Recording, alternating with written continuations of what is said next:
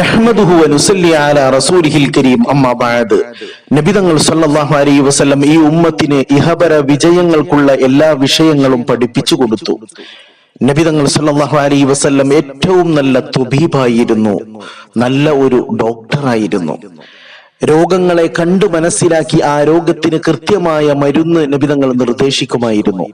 പല സഹാബത്തും രോഗബാധിതരായപ്പോൾ അവരോട് തേൻ കുടിക്കാനും കൊമ്പുവെക്കാനും കരിഞ്ചീരകം കഴിക്കാനും ഒക്കെ പറഞ്ഞുകൊണ്ടുള്ള അനേകം ചികിത്സാ രീതികൾ റസൂലുള്ളാഹി സ്വല്ലല്ലാഹു അലൈഹി വസല്ലമയുടെ ഹദീസുകളിൽ കൂടി നമുക്ക് പഠിക്കാനുണ്ട്. തിബ്ബുൻ നബവി, നബിതങ്ങളുടെ ആരോഗ്യശാസ്ത്രം എന്ന അധ്യായം തന്നെ ഹദീസ് ഗ്രന്ഥങ്ങളിൽ പ്രത്യേകമായി പരാമർശിക്കപ്പെടുന്നു.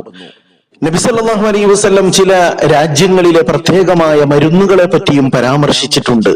മദീനയിലെ അജ്വ ഈത്തപ്പഴത്തിന്റെ മഹത്വം പറഞ്ഞു. അതുപോലെ ഇന്ത്യയിലെ ഒരു സസ്യത്തിനെ പറ്റി, അതിന്റെ വേരിനെ പറ്റി ഹദീസുകളിൽ പരാമർശിക്കുന്നുണ്ട്. അലൈക്കും ബിഹാദൽ ഊദിൽ ഹിന്ദി ഫഇന്ന ഫീഹി സബഅത അശ്ഫിയ ഔ കമാ ഖാല നബി സല്ലല്ലാഹു അലൈഹി വസല്ലം.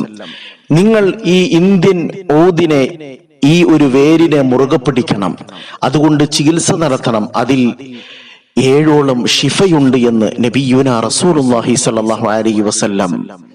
ഊദുൽ ഹിന്ദി എന്നും ഖിസ്തു എന്നും ഒക്കെ അതിനെപ്പറ്റി പറയുന്നു. എന്താണ് അതുകൊണ്ടുള്ള ഉദ്ദേശം?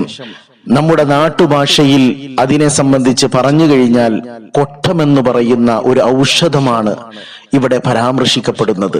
കൊട്ടം ചുക്കാതി തൈലമൊക്കെ പ്രസിദ്ധമാണല്ലോ. വംശനാശം നേരിടുന്ന ഒരു ഔഷധ സസ്യമാണ് കൊട്ടം.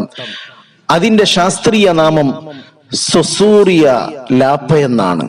കാശ്മീരിൽ കൂടുതൽ കാണപ്പെടുന്നത് കൊണ്ട് കാശ്മീരജം എന്നും പറയപ്പെടുന്നുണ്ട്. ചർമ്മരോഗങ്ങൾ, ശ്വാസം, ചുമ ഇവയെ ശമിപ്പിക്കാൻ സവിശേഷ ശക്തിയുള്ള ഒരു ഔഷധമാണിത്. 1400 വർഷങ്ങൾക്ക് മുമ്പ് പുണ്യപ്രവാചകൻ നബിയുനാ റസൂലുള്ളാഹി സ്വല്ലല്ലാഹു അലൈഹി വസല്ലം അരുളിയ ഈ വചനത്തിന്റെ പൊരുളും യാഥാർത്ഥ്യവും ഇന്ന് ആരോഗ്യ മേഖലയും കണ്ടെത്തിയിരിക്കുന്നു. അതിനെ എല്ലാ മരുന്നുകളിലും ഉപയോഗിക്കാൻ തുടങ്ങി. വലിയ വലിയ രോഗങ്ങൾക്ക് വരെ ഈ സസ്യം ഉപകാരപ്പെടുന്നു. അതുപോലെ ശമനമാണ്.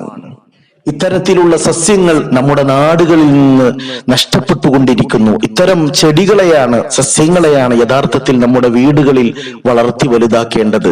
ആരോഗ്യത്തിന് ഇസ്ലാം നൽകിയ സ്ഥാനം ചെറുതല്ല.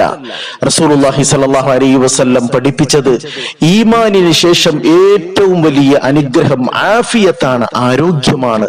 അള്ളാഹുവിനോട് സദാ ആരോഗ്യത്തിന് വേണ്ടി ദുആ ചെയ്യാൻ നബി തങ്ങൾ സ്വല്ലല്ലാഹു അലൈഹി വസല്ലം അരുളുകയുണ്ടായി.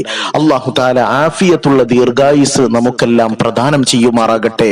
റബ്ബനാ തഖബ്ബൽ മിന്നാ ഇന്നക അൻതസ് സമീഉൽ അലീം വതുബ് അലൈനാ ഇന്നക അൻതത് തവ്വാബുർ റഹീം. ആമീൻ ബിറഹ്മതിക യാ അർഹമർ റഹീമീൻ. സല്ലല്ലാഹു അലാ മുഹമ്മദ് സല്ലല്ലാഹു